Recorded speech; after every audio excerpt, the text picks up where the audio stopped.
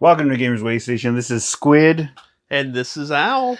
Thanks for coming back for another fantastic episode. We're over here chilling. Got some news on some new stuff coming out, old stuff. We're going to talk about some movies, video games, and whatever else may come to mind. So Al's got a bit of a surprise.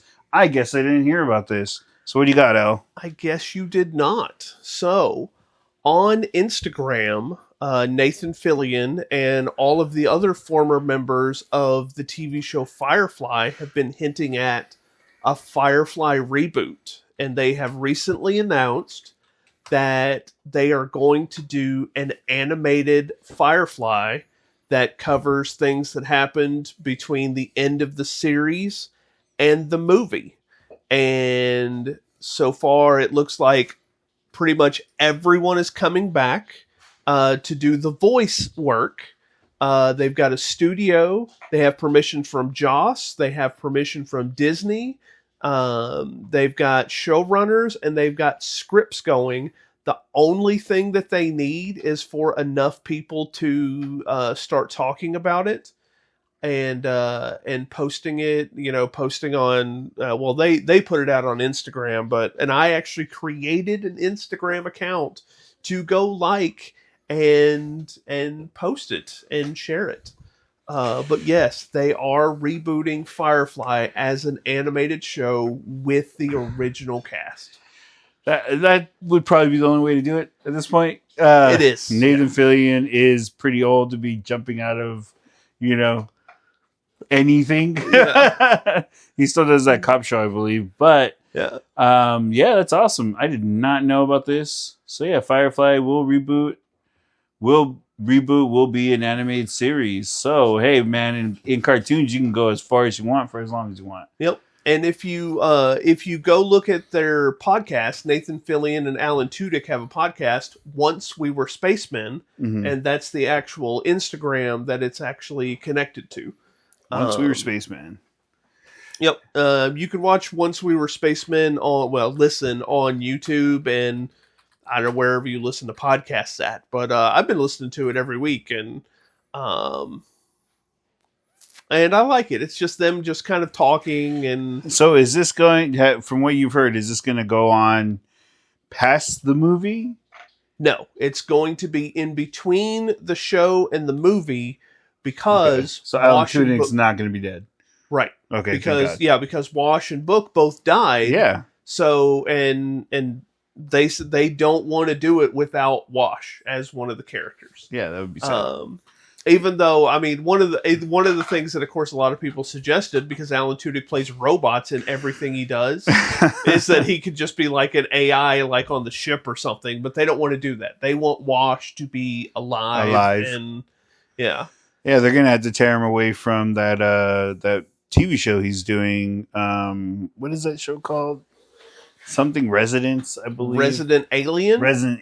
That wrapped up. They did the last over? Yeah, they did. Really? The fourth season was the last one. I did not finish that season. I started watching it, but never finished it. So that's cool. I'm going to have to watch the end of that season. Yeah. The Rookie is still going, and they have other things still going, but since it's animated, they don't have to all be in the same place to record the audio and all that stuff. So that's what makes the animated one work so well. I don't know if this is going to get copyrighted, though. But, look, it looks like it got taken down. It might be, actually. But Cop Cutie, you ever hear this song? No. It's from The Rookie. What is it? Season 6, Episode 2, The Hammer. I wonder how this will come up. I don't even think they'll be able to hear it. And they requested us. Can't even. Well, we can put a link to it in the. Okay.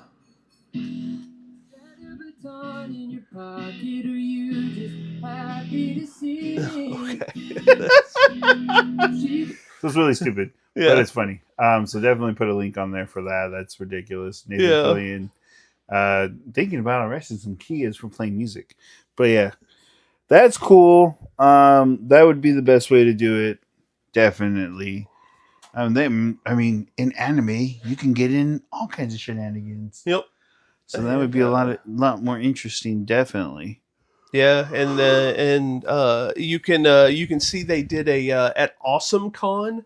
They did a panel and they were talking about it and Nathan said he's had a whole bunch of his friends be like, "Oh, if you do Firefly, I want to be in it." And yeah, just imagine the cameos. Yeah, so there's a whole bunch of people wanting to do cameos.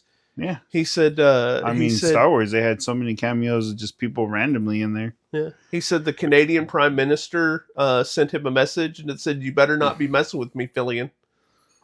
So even the Canadian Prime Minister wants to see it come back. Okay, cool. Trudeau? Yeah, Alex Trudeau, I think is his name or something like that. Yeah, Justin, yeah, that's what it is. Maybe I was thinking of Alex Trebek. I don't know. That's not what your mother said last night, Trebek. Best SNL sketches ever. No, I know. Oh, man. So that's going to be cool. Looking forward to it. They have no definitive time frame when it's going to come out, but hopefully, within the next year. They need the next thing they need is a home, and that's what they're looking to see how much fan reaction they don't even have funding. They're talking about possibly doing it. Is that what I'm hearing? Right. Well, they needed, where is it going to show? Is it going to show on Prime? Is it going to show on Netflix? Is it going to show on whatever? But anybody wants to make money, it's Netflix. Netflix should do it. Yeah. But I mean, they've got everything else all set. They just need to play. They just need to get the fans up in arms enough to say where it will have a home. Okay. Which I don't know why Disney's not doing it. That sounds like a perfect thing for. Well, I don't know. Well, it'd be good for Hulu. It was a Fox IP to begin with. Yeah, wasn't it? Yeah. So does Fox still technically own it? No, Disney owned because Disney bought Fox. No, well, I know, but what I'm saying, Fox, Disney. Yeah. Do they still technically own this property? No, it's all Disney now. No, I know. Okay, Disney, but does Disney own Firefly's IP still? Yes. Or is it free enterprise again? Nope. It is owned by Disney. Yep. So Disney should do it. Yes. So it should be on Disney Plus. Well, you would think, but I guess they're wanting to, because the animation studio that they have is a good one. They've won like all kinds of awards and that kind of stuff. They've won like Emmys and stuff. So yeah, they're like a top-notch studio. So they're looking to make it really good animation. So okay. So in order to get the funding they want, it would be nice to see the cast back. I mean, who doesn't want to go to what's his name's? What's this guy's name again? Jane. Yeah, who doesn't want to go to Janestown? Yep. So that'd be very cool. The man they call Jane. He's like, all I do is drop the money. Oh man, that was an awesome episode. Transitioning to the next thing, staying in the same wheelhouse. We saw a movie. We did. We saw a movie, and it was interesting. Good luck. Have fun. Don't die. Yeah, it was interesting, strange. It's just a bit of everything, honestly. It was. It left so many things unanswered. It hinted at so many things. So you don't really know. It doesn't have a definitive ending. And you don't even know who the actual main character is. No, absolutely not. I mean, you could call the guy in the diner the main character. Yeah. But you're not sure. I mean, is it? It's really a weird team up thing. Yeah. It's like a shitty heist movie. Yeah. In a good way. It was way better than I thought it was going to be. I will definitely be buying it when it comes out. And they're talking about a sequel, and I hope they do. Oh yeah, no, definitely. Because I want to see. They leave a lot of room to do a lot of goofy stuff. Yes. To get into spoilers from here on in, if you don't want to know, then you can just skip a little bit. Yeah. But so the movie takes place in beginning, what I would say the first 40 minutes is in that diner. Yeah. And for some reason, the universe is going to change in that diner with a group of people. So this guy, at first, he just looks like a weird homeless guy. Yeah. It's pretty goofy. They actually make a comment about it where he's like, "You look homeless, bro." Remember that? He's like, "Who said that?" This is the height of fashion where I'm from. That was actually the trailer, so that's not even a spoiler. Oh, that's not even a spoiler. Yeah, I think he does say that in the trailer. You're right. But then it goes off to really weird and interesting situations. It does. Yeah. It is. Got some gun toting. You got centaurs, kind of. Yeah. It goes in directions you will not see coming. No, you won't. It is definitely worth the watch, and maybe even the second watch, because there's a lot of tells. I think this is going to be one that's going to become a cult hit, and you said, people are going to watch and rewatch, and I think this is one that's going to start having like YouTube videos going up talking about what this means and what that means, and by the time the second one comes out, everyone's going to have like way too many ideas about what could be. So AI revolution is coming, and we need to be prepared for it. Mm-hmm. Yeah, that's a bit of what it is, but just remember, have fun. Good luck. Have fun, and don't die. So it's a really interesting movie. I would definitely recommend it if we ever get the chance. If you ever get the chance to watch it, it's worth a watch. Keep the kids at home though, because they shouldn't watch this. At least not maybe a teenager. Yeah, teenagers should be okay. Yeah, but I mean, it's nothing you wouldn't see on like National Geographic, but sure. But, stabbings in the chest and all that tend to happen. Yeah. So moving on to the next thing, I started playing. Actually, finished Resident Evil Requiem. So it took about 15 hours for me to beat. I played it on the Steam Deck, which actually was not bad. Mind you, the graphics for the hair were kind of choppy. I mean, but it's Steam Deck, so. But it was a lot of fun. It is currently, if I'm not mistaken, the highest rated Resident Evil game ever. Let me take a look here. So for a long time there, Resident Evil 4 was the highest rated video game or Resident Evil game out of all the Resident Evil games, because it set in motion the whole idea of looking down a sight. Yeah. To shoot. So definitely amazing.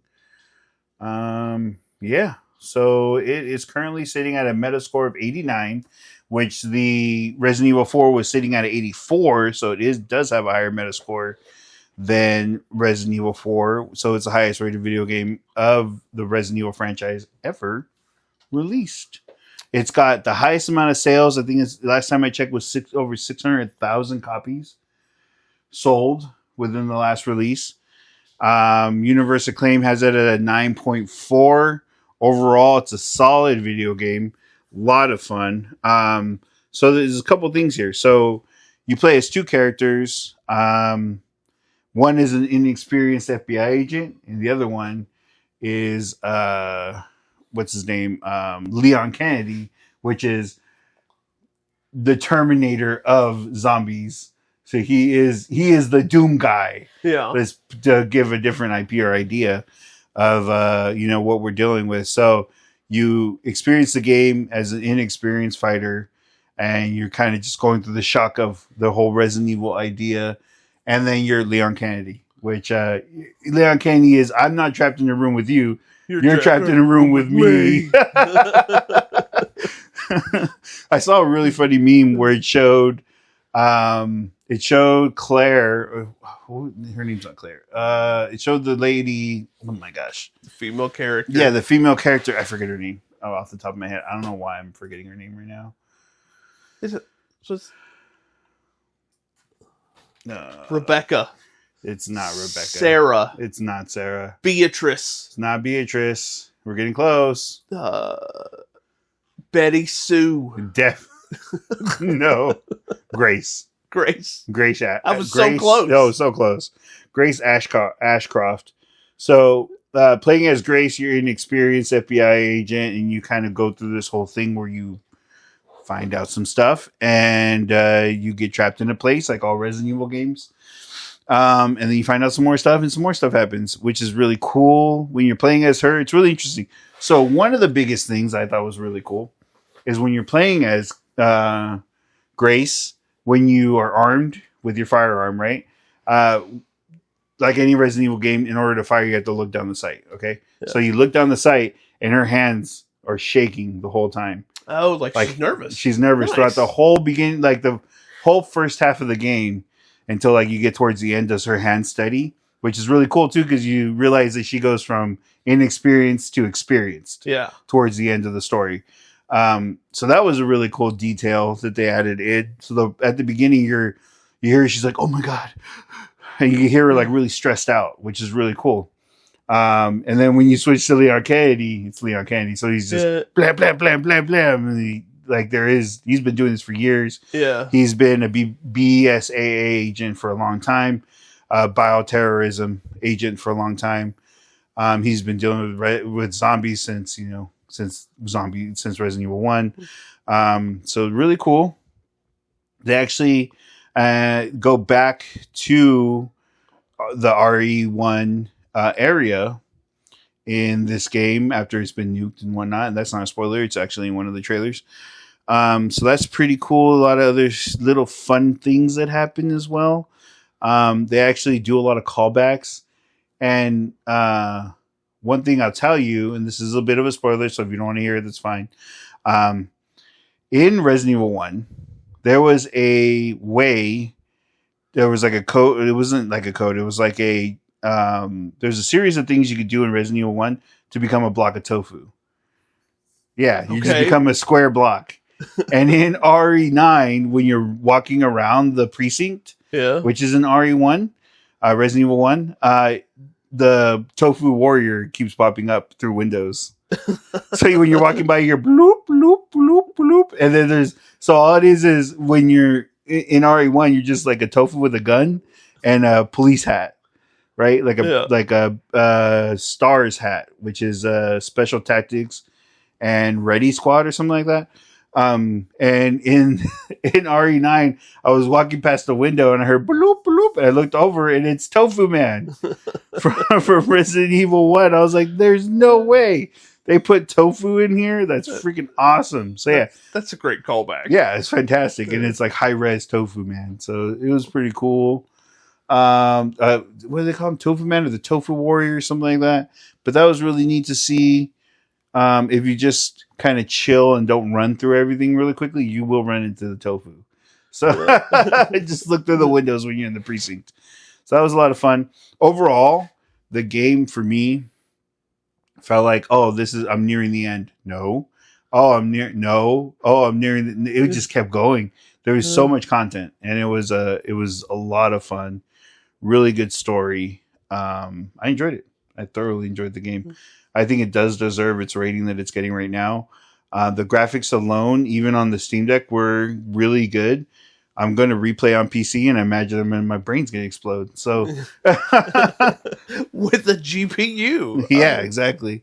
I'm actually going to play it with like a high-end graphics card. So that's going to be a lot of fun. It's going to be interesting and good.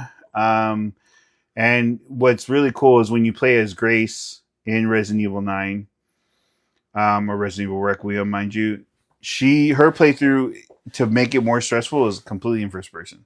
Now you have the option to go to third, which for the sake of playing on such a small screen on the Steam Deck, I would play it mainly through third person, over the shoulder, right? Yeah. But when I play this on PC, I plan on playing it in the first person view, which is going to make the game so much worse. Yeah. At least like stressful wise, right? So yeah, I'm looking forward to it. It should be pretty decent.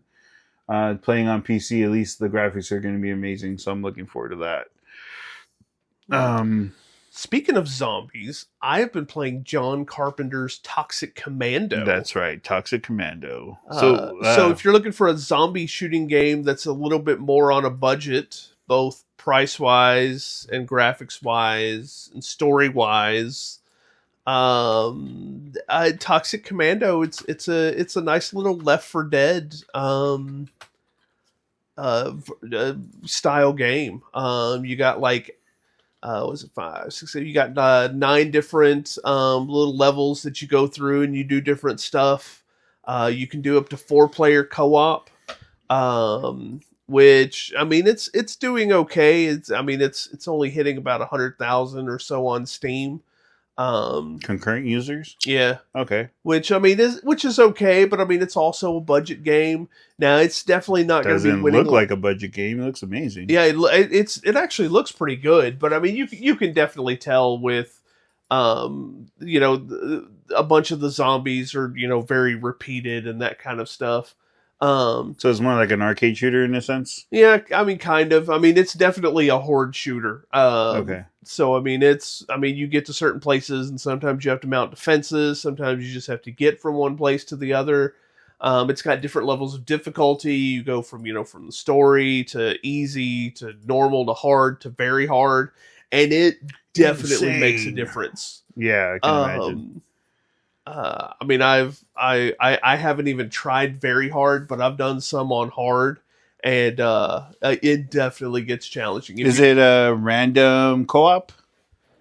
You can just join a random group, or you can, find your friends and join. And it's cross-play too. So I played the other day with one person on Xbox, one person on PS5, and that's neat. Me on PC. And and we ended up just running the 3. We never actually got a 4th because we were running on story mode, and most people don't want to do that because you get way less resources. You do have like a level up your gun system and level up your person system. Okay. The characters all have like different abilities. Like there's the striker who, he does like an explosive blast. There's the defender who puts up a bubble, the healer. And then you got the operator who's the best driver, and he's got like a drone that follows him and that kind of stuff. So your standard style, like multi-class. Yep. Okay, so you have your tanks, your healers, all okay, very cool. And you level up your guns, and then you spend the resources that you find to buy those level ups. There is a prestige mode, kind of like Call of Duty, where once you get a gun to a certain, once you get a gun all leveled up, you can prestige it and start all over, and it just unlocks a skin is basically all it does. Okay. Which is like, because you are spending the resources if you buy the upgrades while you're prestiging it. So then you got to spend the resources again.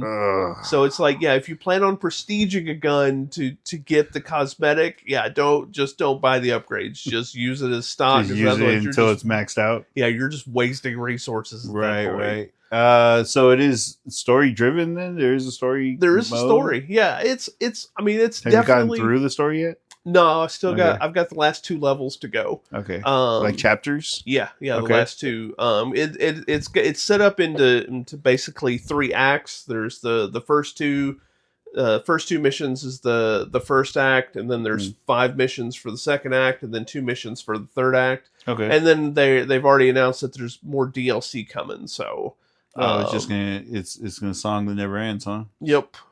And you can't go wrong with zombies. Honestly, it's a good IP to just keep paying into. Is it kind of like is it also have a microtransaction format in it? No microtransactions. Wow. Play this game, people. Yeah.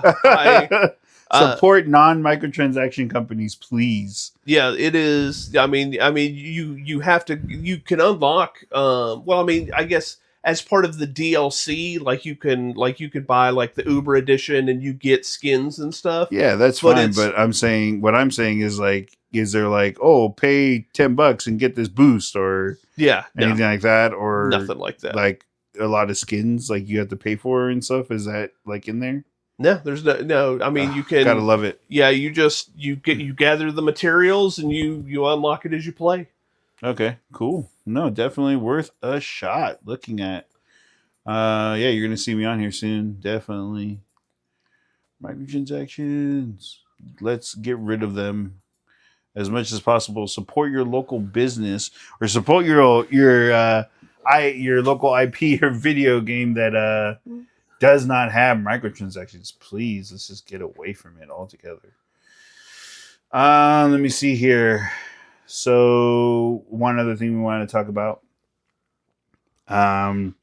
which you had mentioned, TTRPGs and AI. So what are we thinking when it comes to TTRPGs? Well, I played a few TTRPGs throughout the week with people on like Roll20 and Forge and stuff like that. Mm-hmm. And some people are very adamant that if you have character art, that should not be AI character art. Really? Yes, they are very, very. They're like, no, you should support artists, and or it's draw like, it yourself. yeah, and it's like, and it's like, I am not selling this character to anyone. This is for my personal use. I'm not making any money off of this. I'm not distributing it anywhere. I'm okay with, using AI for just like our group, I'll use AI whenever I. Oh yeah. I mean, we've made characters using AI Copilot for one of them. Yeah, I'm not against it. It's interesting to find someone who is. Yeah, and I will admit I have switched to Google Gemini.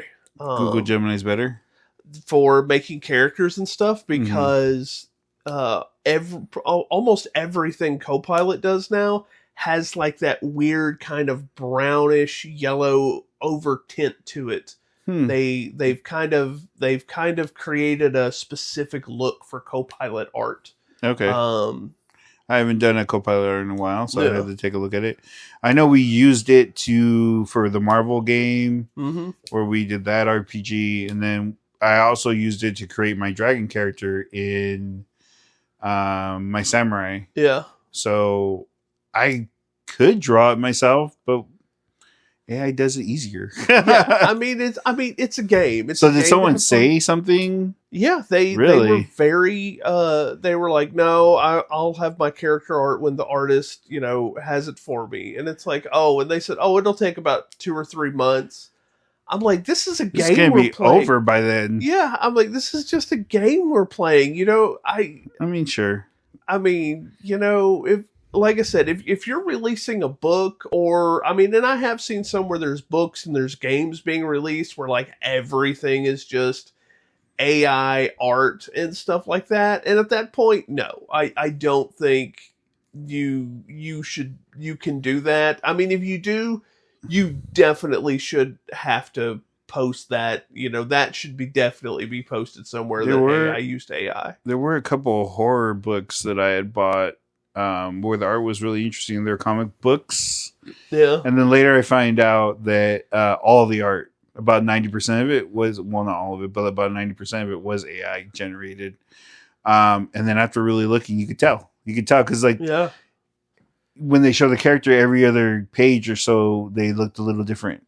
Yeah. And not hand drawn, because I think an artist would take more time and effort into doing that. The story wasn't bad. The art wasn't terrible, but I don't know, man. I don't know how I feel about it in comic books, to be honest with you. Yeah, I don't. If it's something that you're selling or that you're distributing, and I don't care if you're distributing it on a website for free, but you're putting advertising on that website. Right. If you're using that to make any some sort monetary of income, gain. yeah. Then it should be. But private use for a video game, or for a tabletop RPG. Yeah. It's really just to describe the character to give you an idea of what it looks like. Yeah. I'm not against it. Yeah. I'm really not. So now, what do you think about these companies who are saying that they're having their artists create something and then they're using AI to improve it? That's insulting. I have to agree. Yeah. I think either you're in or you're out. Oh yeah, 100%. I don't think artists should be able to use AI because that's just taking away from the full artwork of it. I mean, right. and that's just I mean, don't get me wrong. From a business standpoint, I see why they want to do it because it is faster. It is, but then you're going to run into way too many risky things where you're going to duplicate something. Like, Yeah. I would be willing to bet you that's what happened to Bungie with Marathon. Is that person used AI to create some of those things, and it duplicated something that someone else did, and it was just like a logo on a wall. Yeah. And but yeah, no, I agree with you there. You know, you think you would create something and then a company's like, hey, we're gonna finish this up and touch it up in AI. And imagine being that artist doing that, and then like when they finally do post, because you can't control them when they are and aren't gonna post something, and it's completely different from what you created. Imagine how that feels. Yeah, I mean that's insulting. I mean, and eventually, if you're okaying that, you know, I mean, eventually you're just okaying that you're just going to turn it all into AI, and you're just going to have someone who's good at prompting. Yeah, I mean, yeah, I don't. Yeah, I mean, at some point there'll be just some kind of AI specific for art only. mm-hmm. You pay a subscription, or more than likely a subscription for it yearly, and then companies won't need artists anymore. Yep. There was that, I remember, on Facebook there was a trend going on where they were using AI, a specific AI, creating Ghibli characters. Yeah. Using photos of people, right? And then, from what I understood, is that Hayao Miyazaki, somebody mentioned it to him, and he thought that was garbage, like, because it's completely taken away from the artist. And then it kind of became a controversy there for a little bit because people were creating these AI Ghibli versions of themselves and then like posting them as their main photo. And I remember that was like a bit of a controversial thing because you know, that art exists. Yeah. That style exists. Yeah. That artist exists. So is that theft? Is that intellectual theft? I mean, kind of. If you're using the style because if you're putting it on if you're putting it on social media, that's a method of self-promotion. Yeah. Yeah. I mean, we have social media, so yeah. But I feel definitely it's intellectual theft. Yeah. It is. And I mean, especially if you're that artist exists and that art specifically copying an artist style. Oh yeah, it was a Ghibli style. Make yourself into a Ghibli character was the advertisements for. Yeah. It. Where an AI would turn you into a Ghibli character, which it's theft. That's straight intellectual theft. Yeah, that's straight up. That's what that is. Yeah, AI, is it dangerous?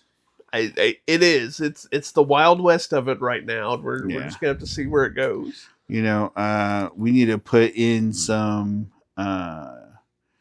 Definitely think about whoever's creating these things. Some real, you know, what do they call it? Training wheels or something. Yeah. Something to protect us from whatever could happen. Yeah. You know, think of the worst thing you can think of, and the AI could probably do it worse than you. You know, with enough effort, time, and you know, there's no humanity there. So scary stuff we're getting into. At least we're walking into. Let's say crawling. We're in their infancy, right? Yeah. So who knows?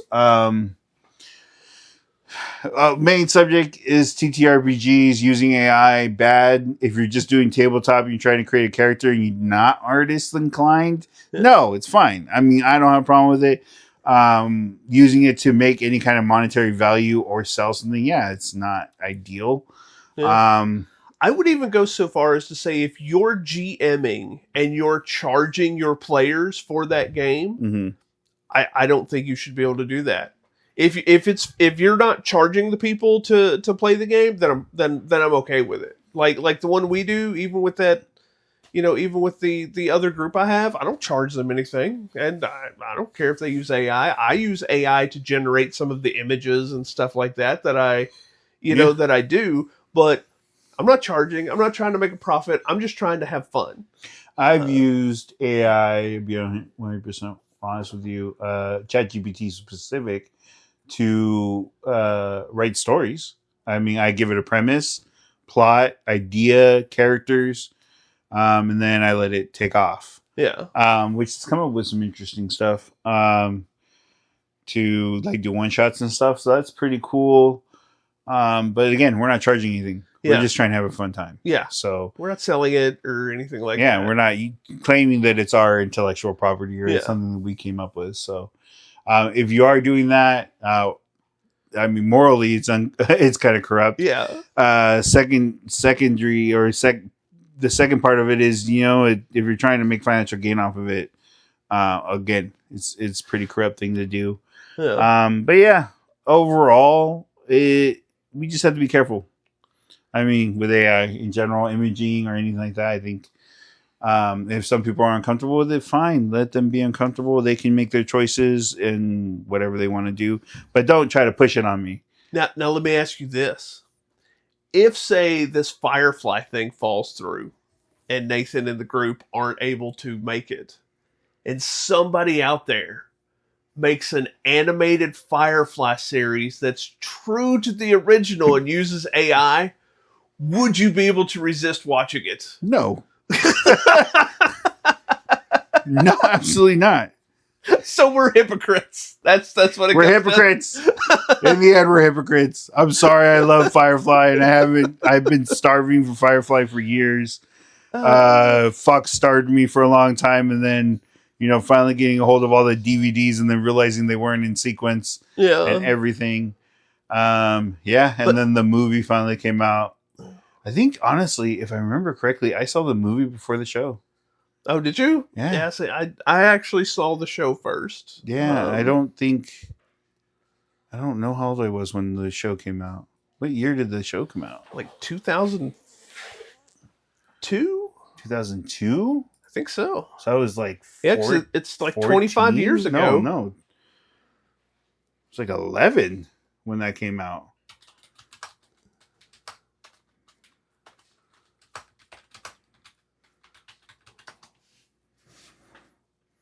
Season 1 came out in 2002. Yeah. You were 11. I was 11. I was 25. See, so you were actively watching TV. When I was a kid, we didn't really watch a whole lot of TV. Yeah. So we actually touched grass when we were kids. All the time. I didn't have a whole lot of TV. I had no choice but to touch grass. Yeah, there you go. So that's how old I am. Yeah, I mean, when I was around that age, Toonami had just started. So, Like I didn't even have cable when I grew up. I didn't have cable either. We had the little box antenna thing with black and white TV shows and Nick at Night. I mean, kind of thing, or whatever it was. Yeah. So we had ABC and PBS and NBC and what was the other one? Fox, probably. Well, Fox Fox has always was been one, on the air. and then there was KTV, KETV, Kentucky Educational Television. Really? It was kind of like PBS, but it was just something specific that Kentucky did. And did they have an accent? That would have been great. Oh man, yep. But now what is it? There's the three big ones for the while. There was ABC, Fox, CBS, NBC. That was NBC. the one. Yeah, NBC. That's right. Yeah. Yeah, as far as I know, Fox has always been on the air since I was little. Oh yeah, no, Fox actually started when I was a kid. I remember when Fox started. Yeah, there you go. Because we're in Owensboro, Kentucky, it started on channel 44. Yeah, I still remember going, having a TV that had the big dial. Yeah, it had the top dial for VHF. Yep. And the bottom one for UHF, and the bottom one was yeah. The top one click click click. Yes, dude. Oh man, I'm old.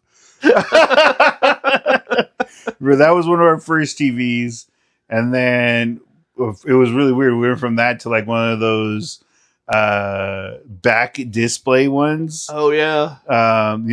Big freaking honking TVs with the projector display television. Yeah, that weighed nothing up top Yep. And 5,000 pounds on the bottom. bottom. Yep. It had wheels and it was ridiculous. Yeah. And I remember the wheels on ours was the ones where it would prop up like this, and then when you drop the wheels down, it would drop. Like the wheels would go into the television. Oh, somebody was fancy. I don't know. It was heavy as heck, bro. Even trying to get those down like 2 steps was ridiculous. I remember when we finally got rid of it, I got to destroy it and actually see what was inside. Pretty interesting. Yeah. Just a simple projector on the bottom that would project RBG onto a screen. Yeah. And that was it. And it was like weighed 1,000,000 tons. So, yep. And then all that. And then, I don't think my first flat screen, I think I finally got when I was an adult. Yeah. It was all, what do they call those? The televisions with the VHS in them. The combos? Yeah. Yeah. Yeah. I didn't actually get an actual flat screen until I was an adult. So, yeah. I didn't have that kind of monies. They didn't have flat screens until I was sure an they adult. did. When until I was an adult. So but I remember my friend had like a 70-inch flat screen in his house, and it was like the most ridiculous thing I've ever seen, mounted to like a gaudy entertainment system and whatnot. And now you can get a 70-inch for like $200. Yeah. Honestly. So, but yeah, so that rounds up our day. So I appreciate you guys all joining up, entertained, hope, and well informed. So this has been Squid and Al. And this is Gamers Waystation. I appreciate you coming in and enjoying your time with us today. If you get a chance, like I said, look up Toxic Avenger, get playing on that. Resident Evil Requiem, something definitely worth playing in my opinion. And hopefully be safe. Yeah. No. Have fun. Don't die. It's good luck. Yeah. Take care. Catch you on the next one.